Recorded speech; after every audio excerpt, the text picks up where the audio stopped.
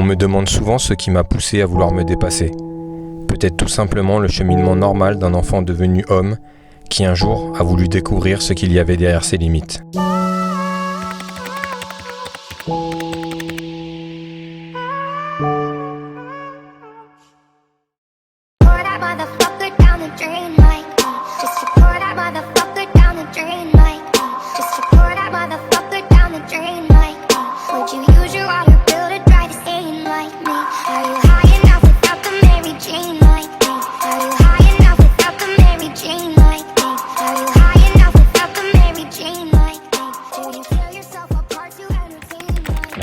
Matinale, direction vélo pour 3 heures environ.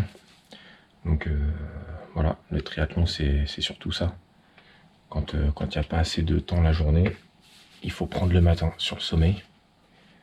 Donc voilà, on se lève tôt, on y va et puis ensuite on peut profiter de la famille tranquillement.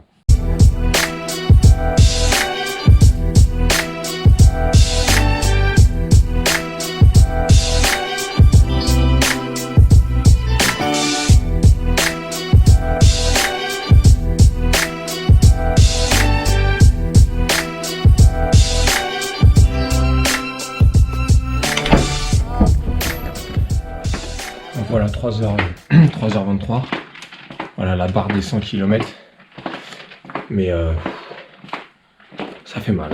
Franchement, j'avais pas l'habitude de faire autant. En général, je restais sur 60 jusqu'à maintenant. Et là, même si 3h23, j'étais pas mal par rapport à d'habitude. Mais là, je suis mort de chez mort.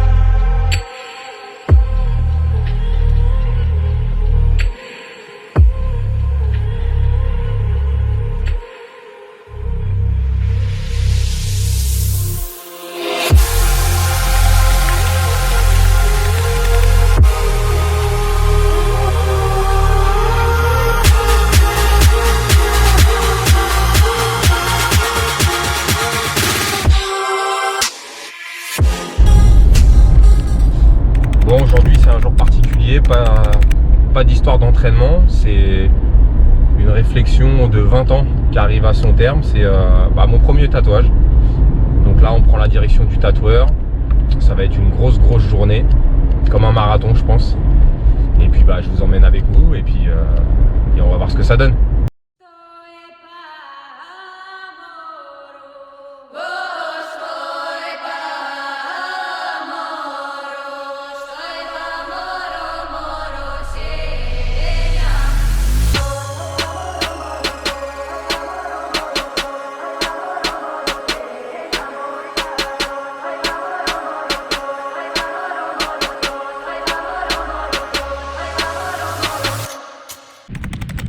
Voilà, après cet aparté tatouage, là j'ai pris la direction de la Bretagne, plus précisément le Morbihan, pour une petite semaine de vacances. Donc le tatoueur m'a demandé de ne pas pratiquer de sport pendant 15 jours, pas de natation. J'ai juste décidé de continuer les élastiques de force, comme ça va me permettre d'entretenir le haut du corps. Et puis ça va surtout me permettre cette petite coupure de souffler physiquement et mentalement. Et comme ça, quand ça sera le moment de repartir, je pense que je serai vraiment reposé et dispo à attaquer les 50 derniers jours qui me restent jusqu'à l'Ironman. Donc je pense que ça va quand même être bénéfique, même si beaucoup de gens m'ont dit que c'était pas sérieux d'arrêter 15 jours la préparation. Mais bon, on n'est pas là pour exploser un temps, on est là pour finir dans de bonnes conditions et se faire plaisir.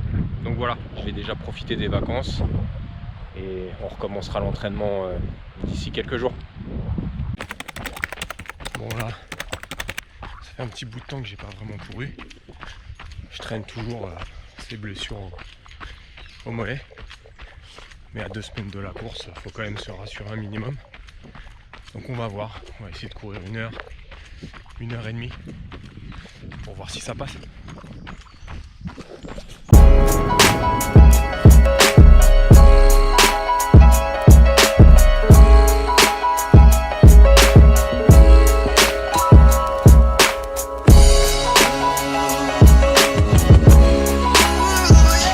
Bon, l'entraînement fut assez positif, 14 km.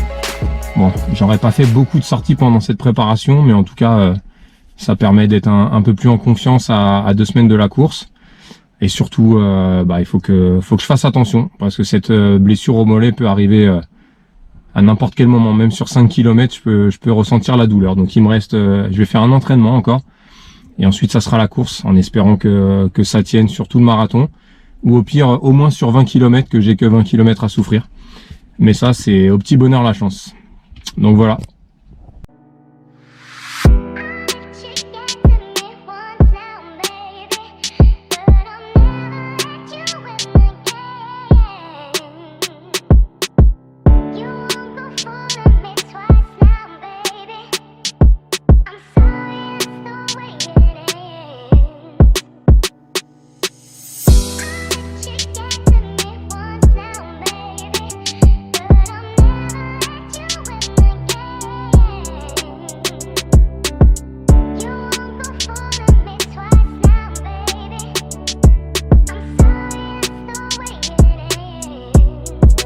Bon là c'est le checking, on dépose toutes les affaires. Donc d'abord on a déposé le sac de transition course à pied et après on va aller déposer le vélo.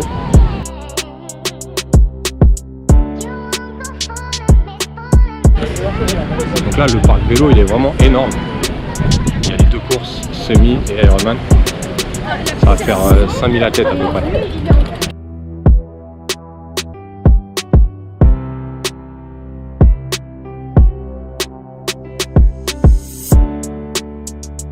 Vélo déposé, maintenant on va aller déposer le sac de transition, le deuxième.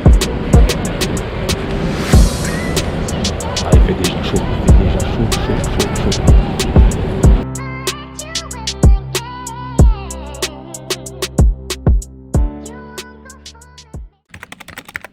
Donc voilà, il est 4h45, c'est le jour de la course. Donc là c'est le petit rituel, la petite douche qui a été prise et on va déjeuner un petit thé et puis un gâteau sport. C'est ce que je fais en général depuis des années entre les marathons, les ultra trails, toujours au départ la même chose. Et puis on va préparer les affaires à prendre pour déposer sur le vélo. Et voilà, maintenant il n'y a plus qu'à, départ à 7h30. Et puis voilà, une grosse journée de folie.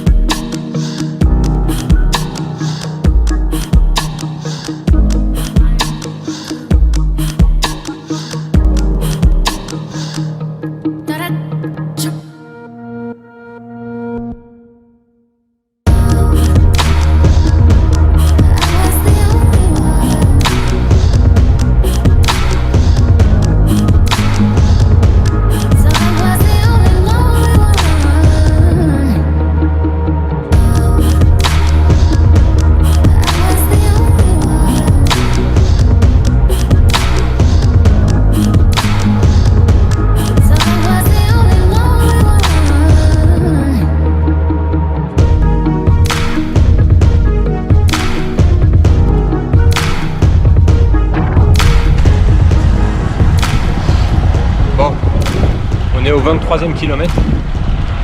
Bon, la natation a été compliquée, mais ça on y reviendra plus tard. Et donc là pour l'instant le vélo ça se passe pas trop mal. Donc voilà, on remonte tout doucement.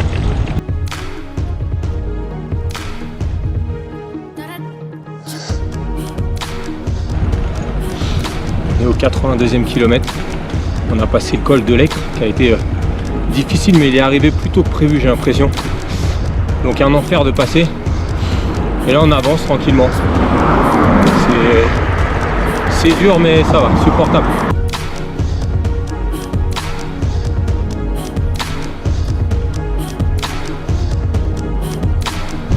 Bon voilà, on est de retour sur Nice. Il reste 12 ou 15 km. Voilà, on se prend le vent de face. Mais voilà, la course n'a pas été simple. C'est vraiment une épreuve qu'il ne faut pas prendre à la légère.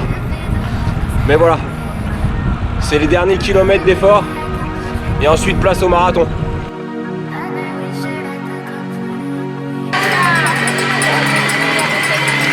Ah, voilà.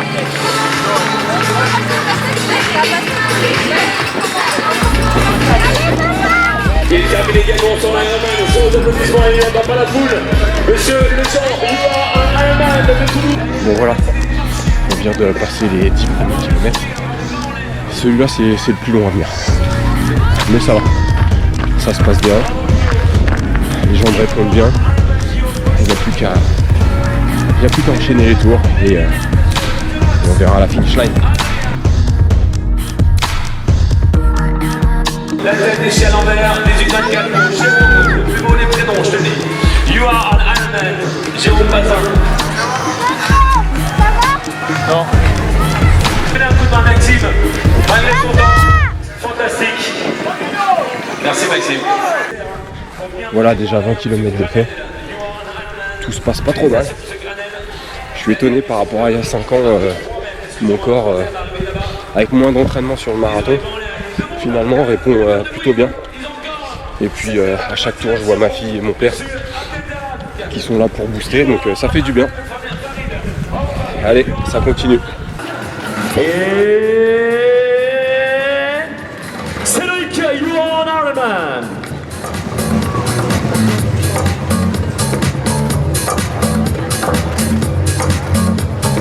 Allez, papa! Jasp, you are an Ironman.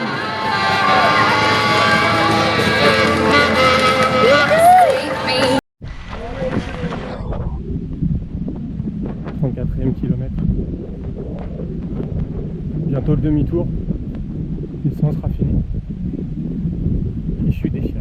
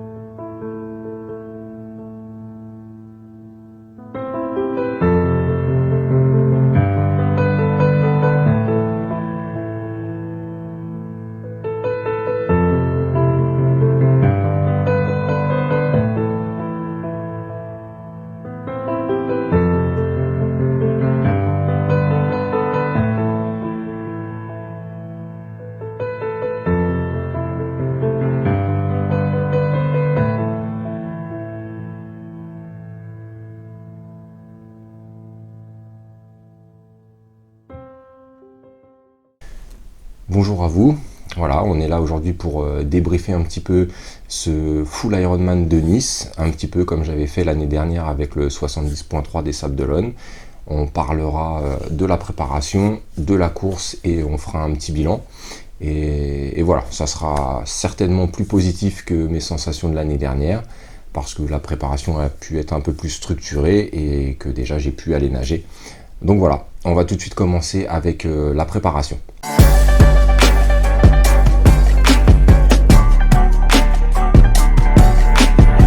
Donc en termes de préparation pour ce full Ironman, c'était une distance que j'avais déjà pratiqué une fois. Donc c'était mon premier triathlon, qui était donc mon premier aussi full Ironman.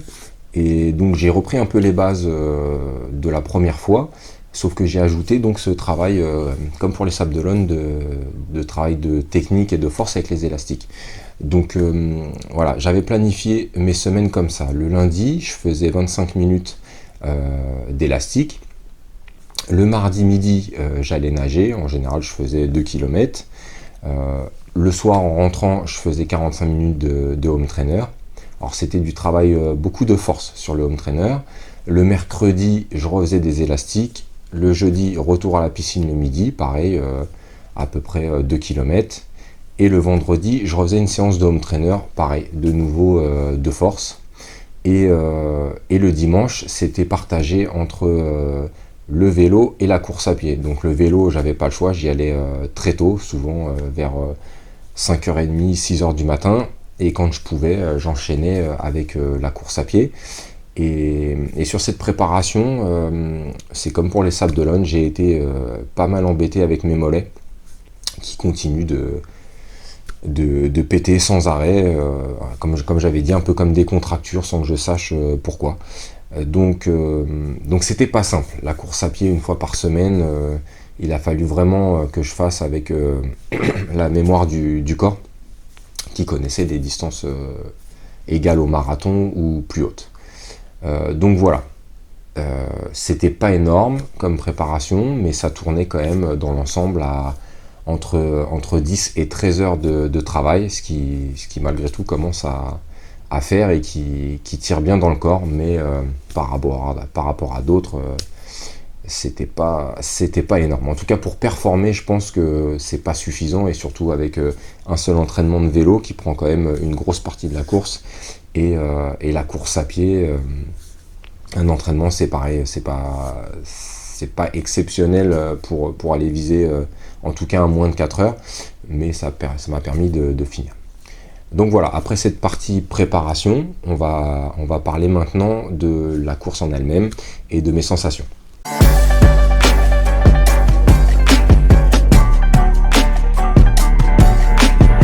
Donc en ce qui concerne la course en elle-même, il y a 5 ans, donc j'avais parcouru là, les 3 km 8 de natation en 1h22.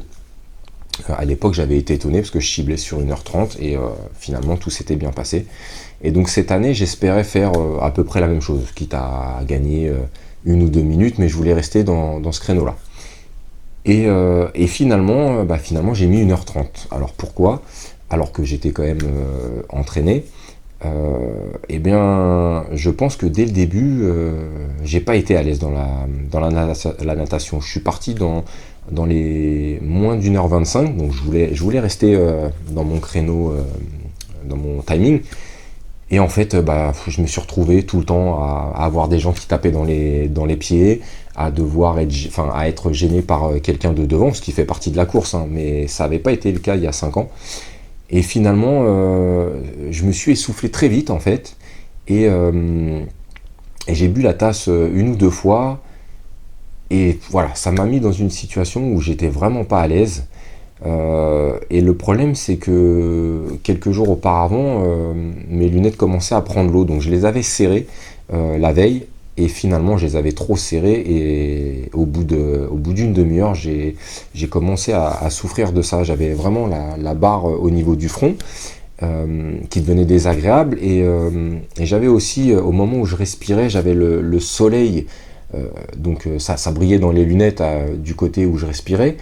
Et donc ça, plus la douleur, plus cette année, il y avait quand même un petit peu de remous, hein, c'était pas énorme, mais l'ensemble a fait que j'ai commencé à avoir envie de vomir en nageant, et ça c'était vraiment difficile à supporter, surtout que comme j'étais pas à l'aise, je me suis mis à pas mal cogiter, et j'avoue que sur la distance, je me suis arrêté quand même au moins 3 fois pour remettre mes lunettes, et ça me soulageait, ça me faisait du bien, mais en même temps je pense que mentalement j'étais pas dans une bonne situation, donc ça me permettait de me rassurer. Donc quand même j'arrive dans la dernière ligne droite et je m'aperçois qu'en fait je voyais plus de bouée qui me permettait de m'orienter. Il y avait juste les personnes qui surveillaient, qui étaient en kayak. Et je crois que cette dernière ligne droite, ça m'a perturbé de plus avoir les bouées qui me permettaient de voir si j'avançais. Et j'ai pas arrêté de lever la tête, de m'arrêter, regarder vers où j'allais, parce que c'est vrai que le nombre de coureurs était très éparpillé, donc voilà, ça m'a perturbé. Donc bon, je suis arrivé quand même au bout, je suis sorti, quand j'ai vu 1h30, j'avoue que j'étais déçu, parce que c'est pas ce que j'avais prévu. Donc ensuite, je me change, pareil, je voulais faire une transition plus rapide, finalement, par rapport à il y a 5 ans, j'ai dû gagner ici 4-5 minutes, parce que j'avais mis 12 minutes quand même, il y a 5 ans. Mais j'ai trouvé ça quand même trop long. Et puis je prends donc mon vélo et au bout de même pas 100 mètres, je m'aperçois que finalement j'ai pas mis la selle à la bonne hauteur. Donc encore un problème, et j'avais pas la clé Allen pour remonter ma selle, donc j'ai fait les 180 km avec une selle un peu plus basse. Donc je l'ai senti tout de suite dans les cuisses. Sur le parcours vélo, finalement les 20 premiers kilomètres se sont bien passés parce que pas de vent de face, contrairement à il y a 5 ans. Et puis, en avançant, je m'apercevais que le parcours n'était plus le même. Alors, comme je dis, à chaque fois, je prends comme appui ma course il y a 5 ans. Il a dû changer depuis, mais moi, il y a 5 ans, ça se passait pas comme ça. On passait pas par les mêmes endroits, donc pareil, j'étais un peu perturbé. Et finalement, ça m'a rendu service parce que le col de l'Aicre, finalement, est arrivé bien plus tôt que prévu. Et c'était plaisant de se dire que la grosse difficulté était déjà là. Donc derrière, on enchaîne, descente, plat, etc. Et au 90e kilomètre, là par contre, je prends un gros coup de mou. Alors c'était pas l'alimentation, parce que j'avais pas ce besoin de manger, j'étais bien. Mais on s'est retrouvé sur une partie plate, et là, plus de jambes. J'étais à 19 km/h, on avait le vent de face, et plus de jus. Et là, en fait, tous les gens que j'avais doublés dans les montées se sont remis à me doubler. Ils avaient quasiment tous des vélos de triathlon. Et en tout cas, eux, ils avançaient, pas moi. Et il y a qu'au moment où on a abordé une nouvelle descente ou montée, j'ai pu le souvenir que ça m'a redonné du souffle. Et finalement, j'étais plus à l'aise dans les montées que sur les plats. Donc voilà, la course s'est faite comme ça, et j'avoue que je suis revenu sur Nice pas trop amoché, et si je me trompe pas, cette année, il me semble qu'il y avait quand même 10 km de moins. En tout cas, le compteur à l'arrivée m'a pas affiché 180 km. Donc sur le coup, quand on est dans la course, on se dit tant mieux, hein. Et par contre, la dernière ligne droite sur la promenade des Anglais, un enfer, un vent de face, mais vraiment très fort. J'étais avec une coureuse, et on n'arrêtait pas de se dire mais c'est pas possible, je crois qu'à pied on aurait avancé plus vite. Donc voilà, c'est le moment, on dépose le vélo, et donc départ sur la course à pied. Donc dans mon cas, la grosse crainte, c'était ces problèmes de mollets, parce que je partais quand même sur 42 km, et que jusqu'à présent il tenait pas plus que 15-20 bornes. Et finalement, pas de douleur. Comme à chaque fois que je me lance sur une course, finalement, mes mollets me laissent tranquille. Mais les 10 premiers kilomètres ont été assez longs. Je pense que ça doit être pareil pour tout le monde, hein. Le premier tour, il est long à venir. Et puis finalement, sur les tours qu'on suit, en fait, on avait, sur les 5 premiers kilomètres, on avait le vent dans le dos, et sur le retour, le vent de face. Et je me suis dit, tu fais l'effort sur les 5 premiers kilomètres, tu donnes tout ce que tu peux, puisque de toute façon, tu as le vent dans le dos, ça va t'aider. Et puis sur le retour, tu prendras le vent de face, tu verras bien ce que tu peux faire. Et donc, j'ai fait comme ça à chaque fois, et c'est vrai que je sentais que mon corps surchauffait dans cette partie, en fait, avec le vent de dos, parce que je tournais à 5-10, 5-15 au kilomètre. Et donc avec la fatigue, j'étais pas forcément dans un moment très agréable, et surtout vu la préparation course à pied. Et voilà, et je suis arrivé au 35e kilomètre, donc le dernier demi-tour. J'étais quand même assez frais. Je me suis forcé à pas marcher entre les ravitaillements. Le ravitaillement, c'était le moment où je pouvais souffler. Et voilà, j'ai comme sur les 2 autres triathlons que j'ai fait, j'avais mis mon masque Ironman et le maillot dans un petit sac. Et puis voilà, je l'ai enfilé, j'ai fait mes derniers 3-4 km.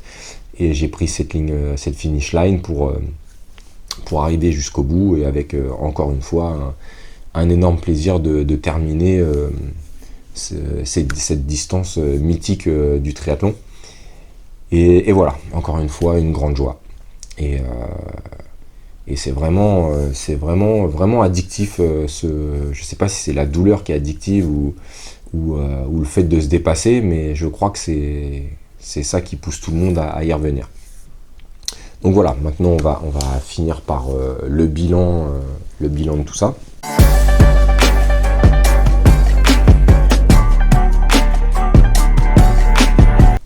Donc voilà, pour le bilan, je vais commencer par la chose par laquelle j'avais terminé sur mon autre vidéo, c'était la médaille. J'avais apporté une petite critique sur la médaille des Sables d'Olonne de l'année dernière, que j'étais vraiment pas fan. Et j'avoue que cette année, la médaille de Nice, en tout cas, personnellement, moi j'aime bien. C'est ce que j'avais dit, le format plus rond me plaît. Et puis cette année, je trouvais les couleurs utilisées, le vert, pas le vert, le bleu et puis le côté orangé. Je trouvais ça super chaleureux, et vraiment cette année je la trouve jolie. Encore une fois, c'est un avis personnel, et peut-être que d'autres l'ont trouvé moche, mais en tout cas moi celle-là je l'aime bien. Sur le reste, on reste sur une organisation qui est quand même au top. Alors on pourra toujours critiquer la fin de la course, c'est-à-dire que les derniers coureurs, c'est un peu les laissés pour compte. Il reste plus grand chose sur les étals. Il y a plus, par exemple cette année on a eu de la glace pilée. Personnellement, moi, sur le vélo, je rêvais que d'une chose, c'était un Coca. Et quand j'ai vu Coca plus glace pilée, j'avoue que sur tous les ravitaillements, je me suis fait plaisir. Déjà, ça permettait de casser le côté gazeux du Coca, et je pouvais boire ça comme de l'eau, et le coup de fouet était automatique. Donc sur ça, j'avoue que merci l'organisation, j'ai bien apprécié. Mis à part ça, encore une fois, c'est très très carré. Alors on pourra dire oui, mais vu le prix, heureusement. Voilà, c'est toujours une question de prix, chacun y voit midi à sa porte. Moi personnellement, quand je me suis lancé dans l'idée de faire des Ironman, je me suis dit j'ai envie de le faire, et puis tant pis pour le prix. Alors j'ai pu me le permettre, on pourra toujours dire c'est pas le cas de tout le monde. En tout cas moi j'ai pu le faire, et voilà, parcours vélo toujours aussi beau. Natation, ça reste une belle natation, même si j'en ai chié. Et puis la course à pied, voilà, ces allers-retours, c'est jamais simple, surtout qu'au moment du demi-tour, au niveau de l'aéroport, on voit la finish line au loin, et quand on est complètement rincé, mentalement, c'est pas facile. Mais voilà, c'est quand même une superbe course, et je pense que ceux qui ont peur de se lancer parce que c'est pas des triathlètes, je pense que sincèrement c'est pas une excuse. Moi je l'ai fait. Il faut de la rigueur, un minimum de rigueur pour s'entraîner. Faut pas s'attaquer à cette distance les mains dans les poches, même si peut-être certains l'ont fait. Mais je pense que pour le vivre un minimum, il faut y aller. La natation, je suis pas un super nageur, mais j'ai quand même appris à nager le crawl, un minimum, pour essayer d'avancer. Et c'est vrai que quand j'en vois qui font quasiment toute la course en dos crawlé ou en brasse, je me dis bon, ils en ont des sacrés de se lancer sur presque 4 km de cette façon-là. Mais voilà, s'ils arrivent à sortir dans les temps, respect à eux. Pour le vélo, non, vraiment positif. Cette année, j'ai rien de négatif à sortir. C'était un pur plaisir, encore une fois, de terminer cette course. Et voilà. Et pour l'instant, ça sera la dernière. C'est ce que j'ai dit. Ce que j'ai dit à la maison. Pas que je me sente fatigué ni trop vieux, mais les triathlètes, on va dire les triathlètes qui font ça à l'année, savent à quel point c'est c'est chronophage, et puis voilà. Là, j'ai pas forcément envie de ça pour l'année prochaine. Peut-être que dans 3-4 ans, l'envie me reprendra, mais pour l'instant, je referme le livre triathlon. Alors ça fait quand même bizarre, parce que comme je le disais tout à l'heure, c'est quand même sacrément addictif ce genre d'effort. Et c'est un pur plaisir que de passer cette ligne quand on sait tous les efforts qu'il y a eu derrière, et surtout la difficulté de l'épreuve. Donc voilà, pour ceux qui ont envie de se lancer, allez-y, franchement, trouvez le moyen de vous entraîner, même un minimum. Faites surtout attention au marathon. Je pense que beaucoup de bons triathlètes se font avoir avec ça. Parce que je vois à chaque fois que je l'ai fait, j'ai vu des triathlètes finir vraiment pas bien sur le marathon. Et je pense que faire 180 km à une bonne vitesse, et ensuite enchaîner avec le marathon, ils se font piéger. Contrairement à moi finalement qui ne vais pas très vite en vélo, hein. Là j'ai mis 7h30, c'est pas très rapide, mais j'ai quand même une expérience sur la course de très longue durée qui fait que je me laisse pas piéger par cette sensation de jambes lourdes. Je sais ce qui m'attend, et peut-être que je le gère différemment de quelqu'un qui est habitué à faire peut-être un semi, d'aller très vite et de se retrouver sur une distance marathon alors qu'il a 180 bornes dans les pattes. Peut-être que beaucoup se font avoir avec ça. Encore une fois, c'est ce que je pense, c'est peut-être pas le cas. Peut-être que ceux qui se retrouvent au bord de la route, c'est des erreurs d'alimentation ou tout simplement de gestion de chaleur, je sais pas. Enfin voilà, en tout cas j'espère que ce petit montage vous plaira. Vous verrez donc la préparation, la course. J'essaie toujours de faire un petit truc sympa avec les moyens du bord. Et puis écoutez, je vous dis à plus tard pour une prochaine vidéo qui sera peut-être pas du triathlon, mais peut-être plus du trail. On verra bien ce que le planning sportif nous réserve. Allez, bonne fin de journée à vous. Au revoir.